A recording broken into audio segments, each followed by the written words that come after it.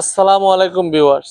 আজকে আপনাদের সামনে আলোচনা করব যে পর্তুগাল যারা নতুন আসতে চাচ্ছেন আপনারা কি ধরনের ড্রাইভিং লাইসেন্স আনবেন বা কি ধরনের ড্রাইভিং লাইসেন্স এক্সচেঞ্জ করবেন, অনেকেই জানতে চাচ্ছেন আমার কমেন্টে যে ভাইয়া আমি আসলে কি প্রফেশনাল না নন প্রফেশনাল ড্রাইভিং লাইসেন্স নিয়ে আসব। আপনাদের বর্তমানে ইউরোপের অনেক দেশে ড্রাইভিং লাইসেন্স এক্সচেঞ্জ হয়, যদিও একটা দুঃখের ঘটনা। কিছুদিন আগে আমাদের বাংলাদেশ এম্বাসি থেকে কিছু ইস্যু দেখছিলাম ড্রাইভিং লাইসেন্স প্রতারণামূলক। আসলে যারা যারা এই কাজগুলা করে তাদের জন্য যে পরবর্তী প্রজন্ম এটা আপনার ফেভার করতে হয় এটা তারা কল্পনাও করে না। যদিও জানি না এটার সর্বশেষ সমাধান কি ছিল, এই জন্য আমাদের বাংলাদেশি ড্রাইভিং লাইসেন্স অনেকে ঝুঁকিপূর্ণ বা আপনার সবকিছু মিলে এটা একটা হুমকি স্বরূপ। আশা করি আমরা কেউই কোনো কাজের ক্ষেত্রে প্রবাসে আমাদের দেশের মান সম্মান ঠিক রাখার জন্য ও আমাদের যে একটা সম্মান আছে ইমিগ্রেন্ট হিসাবে বা দেশের বাহিরে আমরা বিভিন্ন সেক্টরে আমাদের অবদান ভালো। বাংলাদেশিদের অবদান ইউরোপের বিভিন্ন দেশে, বিশেষ করে পর্তুগিজ বা আপনার যে কোনো ইউরোপের রেস্টুরেন্টগুলোতে বাংলাদেশি শেফ অহরহ কাজ করে, খুব ভালো পজিশনে আছে। তো কিছু মানুষের প্রতারণার কারণে বাংলাদেশের এই প্রবলেমগুলো হচ্ছে। আপনার এখন আসে আপনারা কোন ধরনের ড্রাইভিং লাইসেন্স আনবেন।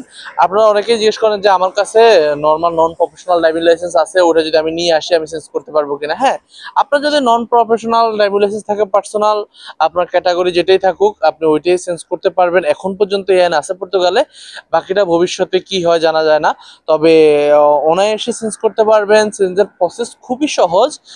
বর্তমান যে নতুন নিয়মটা হয়েছে যে আপনার ড্রাইভিং লাইসেন্স নিজের আমাদের যে Bangladeshi driving licence Bangladesh embassy থেকে অ্যাটাচ করে তারপর আই টেস্টের একটা পেপার লাগে, ডক্টরের কাছ থেকে আই টেস্ট করে তারপর আর আপনার ডোমেস্টিক ফিজিক্যাল সার্টিফিকেট আর আপনার রেসিডেন্সি কার্ড, এই 3-4টা জিনিস হইলেই আপনি আবেদন করতে পারবেন। আর নর্মালি বর্তমানে সময় 1.5-2 মাস নেয়, তবে এর ভিতরে আপডেট আসে, খুবই সহজে পারা যায়। তবে বারবার একটা সতর্কবার্তা আপনাদের জন্য, কেউ কোনো ধরনের প্রতারণার কারো সাহায্য নেবেন না। এম্বাসিমূলক যে ঘটনাগুলো ঘটে, যেই কোনো কাজ নিজে করার ট্রাই করবেন। নিজে না পারলে কারোর হেল্প নেবেন, তবে কাউরে কোনো ধরনের প্রতারণামূলক কিছু করার সুযোগ দিবেন না। কারণ ইউরোপ বা বিশ্বের যে কোনো দেশেই আপনি কোনো ধরনের অপরাধ করেন না কেন, আজ বা কাল আপনার এই অপরাধ বের হবেই, টুডে টুমোর আসবে। এটা অলরেডি অনেক যারা যে ধরনের অপরাধে সংশ্লিষ্ট ছিল আজ থেকে 10 বছর 20 বছর আগে, তারা এখন এসে সাফার করতেছে। আসলে কোনো জিনিসই গুপ্ত থাকে না বা আপনার ওদের ট্র্যাকের বাইরে থাকে না। এই জন্য অবশ্যই আপনাদের কাছে রিকোয়েস্ট যে অবশ্যই কোনো ধরনের বিশেষ করে আমাদের অনেক ভাইয়েরা আছে, নতুন ভাইরা আছে যারা না বোঝার কারণে পুরাতন ভাইদের দ্বারা প্রতারণার শিকার হয়। তারা অবশ্যই দেখবেন, কারণ যে কোনো বিষয় বর্তমানে ইউটিউবে বলেন বা আপনার অনেক জায়গায় আপনি তথ্য পাবেন, বা আশেপাশে যারা অরিজিনালি সঠিক তথ্য দেয় তাদের থেকে তথ্য সংগ্রহ করে নিজের কাজ নিজে করবেন।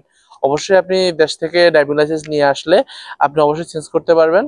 ভালো থাকবেন। আর ইউরোপের বিষয়ে যে কোনো তথ্য জানতে আমার চ্যানেলটাকে অবশ্যই সাবস্ক্রাইব করবেন। আসসালামু আলাইকুম।